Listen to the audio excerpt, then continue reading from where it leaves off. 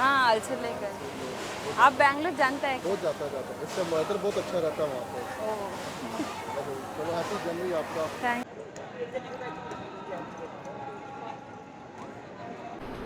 Finally ರೆಡಿಯಾಗಿ ನಿಂತಿದ್ದೀನಿ. ಇನ್ನು tiffin ಬಂದಿಲ್ಲ, ಸೊ ಟಿಫನ್ ಮಾಡಿಕೊಂಡು ನಾನು ಇವಾಗ ಹೊರಡಬೇಕು. ಆಗಲೇ ಟೈಮ್ ಆಲ್ರೆಡಿ 12 ಗಂಟೆ ಆಗಿದೆ. ಮುಗಿಸ್ಕೊಂಡು ನಾನು ಗೋಲ್ಡನ್ ಟೆಂಪಲ್ಗೆ ಹೋಗ್ತಾ ಇದ್ದೀನಿ. ಫೈನಲಿ ಟಿಫನ್ ಕೂಡ ಬಂದಿದೆ. ಇವಾಗ ಕುಲ್ಚಾ ಏನೋ ತರಿಸ್ತೀನಿ ಅಂತ ಅಂದರು.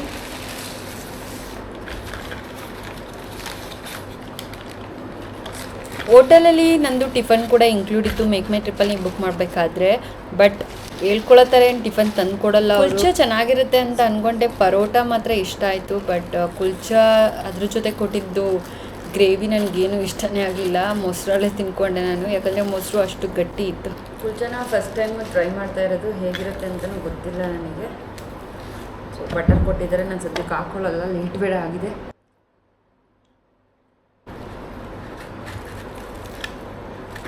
ಕಾಫಿ ಕೂಡ ಸಿಕ್ತು. ಇವಾಗ ಕಾಫಿ ಕುಡ್ಕೊಂಡು ನಾನು ಇವಾಗ ಗೋಲ್ಡನ್ ಟೆಂಪಲ್ಗೆ ಹೊರಡಬೇಕು. ಟೈಮ್ ಕೂಡ ಆಗಿದೆ. So it's my coffee.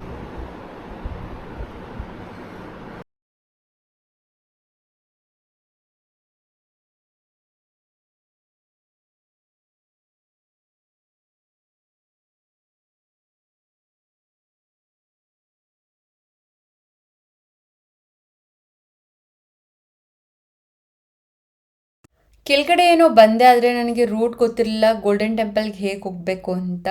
ನನ್ನ ರೂಮ್ ಇದ್ದಿದ್ದು ಓನ್ಲಿ 250 ಮೀಟರ್ ಅಷ್ಟೇ ಗೋಲ್ಡನ್ ಟೆಂಪಲ್ಗೆ ರೀಚ್ ಆಗೋದಕ್ಕೆ. ಆಗಲೇ ಮಳೆ ಬಂದು ಹೋಗಿತ್ತು, ಮತ್ತು ಸ್ವಲ್ಪ ಸ್ವಲ್ಪ ಮಳೆ ಬರ್ತಾ ಇತ್ತು. ನಾನಿಲ್ಲಿಂದ ಹೋಗ್ಬೇಕಾದ್ರೆ ಮ್ಯಾಪ್ ಹಾಕೊಳ್ಳೋಣ ಅಂದ್ಕೊಂಡೆ, ಬಟ್ ಇಲ್ಲಿಂದ ನಿಯರ್ ಅಲ್ವಾ ಅಂತ ಅಂದ್ಕೊಂಡು ಕರೆಕ್ಟ್ ರೂಟಲ್ಲಿ ಹೋಗ್ತಾ ಇದ್ದೀನಿ ಅಂತ ಬೇರೆ ರೂಟಲ್ಲಿ ಹೋಗ್ತಾ ಇದ್ದೆ. ಬಟ್ ನಮ್ಮ ಓನರ್ ಬಂದ್ಬಿಟ್ಟು ಹೇಳಿದ್ರು, ಈ ರೂಟು ರಾಂಗ್ ಇದೆ, ನೀವು ಹೋಗ್ತಾ ಇರೋದು ಗೋಲ್ಡನ್ ಟೆಂಪಲ್ಗೆ ಹೋಗ್ಬೇಕಂತಂದರೆ ನೀವು ಸ್ಟ್ರೈಟ್ ಹೋಗಿ ಅಂತ ಹೇಳಿದ್ರು.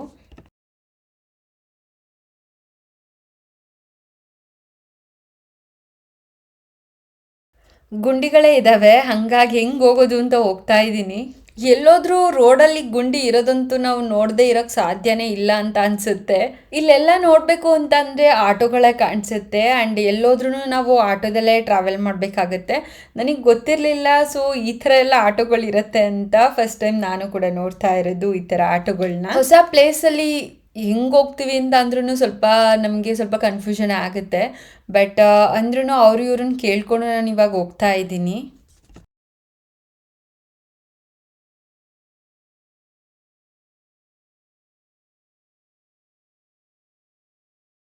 ಪಂಜಾಬ್ ಅಂದರೆ ನನಗೆ ತುಂಬಾ ಇಷ್ಟ. ಎಕ್ಸ್ಪೆಷಲಿ ತುಂಬ ರೆಸ್ಪೆಕ್ಟ್ ಇದೆ ಅವ್ರ ಮೇಲೆ. ಹಾಗೆ ನನಗೆ ಎಷ್ಟೋ ದಿನಗಳ ಕನಸು ಕೂಡ ನನಗೆ, ಯಾವಾಗ ನಾನು ಪಂಜಾಬಿಗೆ ಹೋಗ್ತೀನಿ ಅಂತ. ಬಟ್ ಫೈನಲಿ ಪಂಜಾಬಿಗೆ ನಾನು ಕೂಡ ಬಂದಿದ್ದೀನಿ ಆ್ಯಸ್ ಎ ಸೋಲೋ ಟ್ರಿಪ್ಪರ್ ಆಗಿ. ನಾನು ಗೋಲ್ಡನ್ ಟೆಂಪಲ್ನ ನೋಡ್ತೀನಿ ಅಂತಲೇ ಅಂದ್ಕೊಂಡಿಲ್ಲ ನನ್ನ ಜೀವನದಲ್ಲಿ, ಬಟ್ ಇದು ನನ್ನ ಕನಸು ನನಸಾಗಿದೆ ಇವತ್ತು. Excuse me sir, golden temple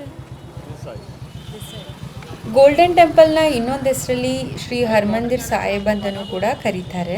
ನನಗೂ ಸ್ವಲ್ಪ ಲ್ಯಾಂಗ್ವೇಜ್ ಪ್ರಾಬ್ಲಮ್ ಇತ್ತು, ಸ್ವಲ್ಪ ಹಿಂದಿ ಕೂಡ ನನಗೆ ಕಡಿಮೆ. ಅದರಲ್ಲೂ ಕೂಡ ಇಲ್ಲಿ ಎಲ್ಲ ಪಂಜಾಬಿ ಮಾತಾಡ್ತಾರೆ, ಎಲ್ಲೋ ಒಬ್ಬೊಬ್ಬರು ಅಂದರೆ ಲೈಕ್ ಸ್ವಲ್ಪ ಜನ ಮಾತ್ರ ಹಿಂದಿ ಮತ್ತು ಪಂಜಾಬಿ ಎರಡೂ ಮಾತಾಡ್ತಾರೆ. ಬಟ್ ನನಗೆ ಸಿಕ್ಕಿದ್ರಲ್ಲಿ ಒಬ್ಬೊಬ್ಬರು ಚೆನ್ನಾಗಿ ಮಾತಾಡ್ಸಿದ್ರು. ಹೆಂಗೋ ಗೋಲ್ಡನ್ ಟೆಂಪಲ್ ಮೇನ್ ಎಂಟ್ರೆನ್ಸ್ಗೆ ಬಂದು ನಿಂತಿದ್ದೀನಿ. ಸೊ ಬನ್ನಿ ಒಳಗಡೆ ಹೋಗೋಣ, ಹೇಗಿರುತ್ತೆ ಅಂತ ನೋಡೋಣ. ನಂಗೆ ಸ್ವಲ್ಪ ಜನ ಸಿಕ್ಕಿರೋರಲ್ಲಿ ಹೇಳಿದ್ರು ಒಳಗಡೆ ಕ್ಯಾಮ್ರಾ ಅಲೋ ಮಾಡೋದಿಲ್ಲ ಮತ್ತು ಮೊಬೈಲ್ನೂ ಕೂಡ ಅಲೋ ಮಾಡೋದಿಲ್ಲ. ಇಫ್ ಏನಾದರೂ ನೀವು ವಿಡಿಯೋ ಮಾಡ್ಕೋತಿದ್ದೀರಾ ಅಂತ ಗೊತ್ತಾದರೆ ಡಿಲೀಟ್ ಮಾಡಿಸ್ತಾರೆ ಅಂತಲೂ ಕೂಡ ಹೇಳಿದರು.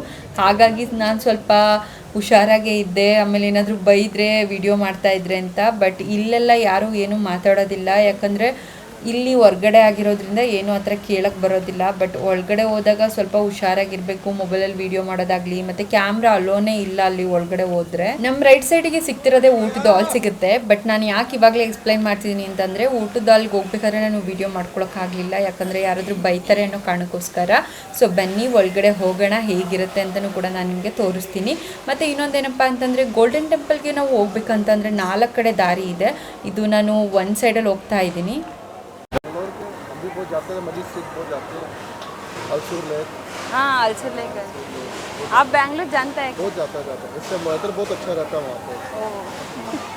चलो हैप्पी जनवरी आपका। थैंक्स। बहुत लग रहा है सामने ये आपने खबर रखना, फिर उसके बाद अंदर एंट्री जा सकते हैं। Okay thank you. ಇಲ್ಲಿ ಯಾರೋ ಪರಿಚಯ ಕೂಡ ಆದರು, ಅವ್ರ ರಿಲೇಷನ್ ಅವರು ಕೂಡ ಬ್ಯಾಂಗ್ಳೂರಲ್ಲಿ ಇರೋದಂತೆ, ಹಾಗಾಗಿ ಬ್ಯಾಂಗ್ಳೂರ್ ಬಗ್ಗೆ ಹೇಳ್ತಾ ಇದ್ರು. ಬಟ್ ನಮಗೂ ಕೂಡ ಬ್ಯಾಂಗ್ಳೂರ್ ಅಂದರೆ ಹೆಮ್ಮೆ ಅಂತ ಅನಿಸುತ್ತೆ, ಯಾಕಂದರೆ ಎಲ್ಲೋದ್ರೂ ಕೂಡ ಬ್ಯಾಂಗ್ಳೂರ್ ಗೊತ್ತಿರೋರೇ ಇರ್ತಾರೆ. ಹಾಗಾಗಿ ಮತ್ತು ಇಲ್ಲಿ ಸ್ಲಿಪ್ಪರ್ ಬಿಟ್ಬಿಟ್ಟು ನಾನು ಒಳಗಡೆ ಹೋಗಬೇಕು. ಇವಾಗ ಇಲ್ಲಿ ಒಳಗಡೆ ಹೋಗೋದಕ್ಕಿಂತ ಮುಂಚೆ ನಾವು ಹುಡುಗಿರಾಗಿರ್ಬೋದು ಅಥವಾ ಹುಡುಗರಾಗಿರಬಹುದು ಸ್ಕಾರ್ಫ್ ಅಥವಾ ದುಪ್ಪಟ್ಟದಿಂದ ತಲೆನ ನೀಟಾಗಿ ಕವರ್ ಮಾಡ್ಕೋಬೇಕು. ಯಾಕೆ ಅಂತ ನಾನಿಲ್ಲಿ ಒಬ್ಬರಿಗೆ ಕೇಳಿದೆ.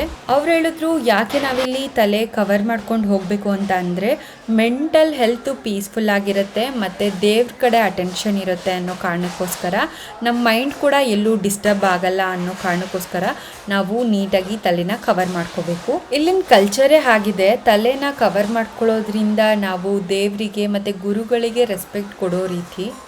ಇಲ್ಲಿನ ಹಿಸ್ಟ್ರಿ ಹೇಳಬೇಕು ಅಂತ ಅಂದರೆ ಇದು ಒಂದು ಪೂಲ್ನ ಮಧ್ಯದಲ್ಲಿ ಗೋಲ್ಡನ್ ಟೆಂಪಲ್ನ ನಿರ್ಮಾಣ ಮಾಡಲಾಗಿದೆ. ಈ ಪೂಲ್ನ ರೆಡಿ ಮಾಡಿಸಿದ್ದು 4ನೇ ಸಿಖ್ ಗುರು ರಾಮದಾಸ್ ಅವರು 1577ರಲ್ಲಿ ಪೂರ್ಣಗೊಳಿಸ್ತಾರೆ.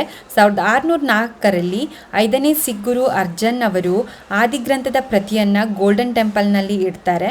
ಗೋಲ್ಡನ್ ಟೆಂಪಲ್ನ ಅಭಿವೃದ್ಧಿ ಮಾಡೋದ್ರಲ್ಲಿ ಇವರು ಪ್ರಮುಖ ವ್ಯಕ್ತಿಗಳಾಗಿದ್ದರು. ಮೊಘಲ್ ಮತ್ತು ಅಫ್ಘಾನ್ ಸೈನಿಕರಿಂದ ಹಲವಾರು ಬಾರಿ ನಾಶವಾಗಿತ್ತು. ಮಹಾರಾಜ ರಂಜಿತ್ ಸಿಂಗ್ ಸಾಮ್ರಾಜ್ಯವನ್ನು ಸ್ಥಾಪನೆ ಮಾಡಿದ ನಂತರ 1809ರಲ್ಲಿ ಅಮೃತಶಿಲೆ ಮತ್ತು ತಾಮ್ರದಲ್ಲಿ ಅದನ್ನು ಪುನರ್ ನಿರ್ಮಾಣ ಮಾಡ್ತಾರೆ. ಮತ್ತು 1830ರಲ್ಲಿ ಗರ್ಭಗುಡಿಯನ್ನು ಚಿನ್ನದ ಎಲೆಗಳಿಂದ ಡಿಸೈನ್ ಮಾಡಿರ್ತಾರೆ. ಅದಕ್ಕೆ ಇದನ್ನು ಗೋಲ್ಡನ್ ಟೆಂಪಲ್ ಅಂತ ಕರೀತಾರೆ. ಇಲ್ಲಿಂದ ಕ್ಯಾಮ್ರಾ ಅಲೋ ಇರಲಿಲ್ಲ, ಹಾಗಾಗಿ ಕದ್ದು ವಿಡಿಯೋ ಮಾಡ್ತಾ ಇದ್ದೀನಿ ಮೊಬೈಲಲ್ಲಿ. ಸೊ ನೀವಾಗ ಏನು ನೋಡ್ತಾ ಇದ್ದೀರಾ, ಈ ಓಲಿ ವಾಟರಲ್ಲಿ ಸ್ನಾನ ಮಾಡೋದ್ರಿಂದ ರೋಗ ಆಗಿರ್ಬೋದು, ರುಜಿನಗಳಾಗಿರ್ಬೋದು ಕಡಿಮೆ ಆಗುತ್ತೆ ಅಂತ ಹೇಳ್ತಾರೆ. ಲೇಡೀಸ್ಗೆ ಬೇರೆ ಕಡೆ ಇರುತ್ತೆ ಮತ್ತು ಜೆಂಟ್ಸ್ಗೆ ಬೇರೆ ಕಡೆ ಇರುತ್ತೆ ಸ್ನಾನ ಮಾಡೋದಕ್ಕೆ. ಹೆಂಗೋ ದರ್ಶನ ಕೂಡ ಮುಗಿಸ್ಕೊಂಡ್ ಬಂದೆ, ಬಟ್ ನಮ್ಗೆ ಇಲ್ಲಿ ಪ್ರದಕ್ಷಿಣೆ ಹಾಕೋದಿಕ್ಕೆ ಮತ್ತೆ ಧ್ಯಾನ ಮಾಡೋದಕ್ಕೆ ಜಾಗ ಕೂಡ ಇದೆ. ಇಲ್ಲಿ ಗೋಲ್ಡನ್ ಟೆಂಪಲ್ ಆಧ್ಯಾತ್ಮಿಕವಾಗಿ ಸಿಖ್ ಧರ್ಮದಲ್ಲಿ ಅತ್ಯಂತ ಮಹತ್ವಪೂರ್ಣವಾದಂತಹ ದೇವಾಲಯವಾಗಿದೆ. ಇದು 1833 ಮತ್ತು 1920ರ ನಡುವೆ ಸಿಂಗ್ ಸಭಾ ಚಳುವಳಿಯ ಕೇಂದ್ರವಾಗಿತ್ತು. 1947 ಮತ್ತು 1966ರ ನಡುವೆ ಪಂಜಾಬಿ ಸುಬಾ ಚಳುವಳಿಯ ಕೇಂದ್ರವಾಗಿತ್ತು. ಮತ್ತೆ 1984ರಲ್ಲಿ ಇಲ್ಲಿ ಒಂದು ಕೆಟ್ಟ ಘಟನೆ ನಡೆಯುತ್ತೆ.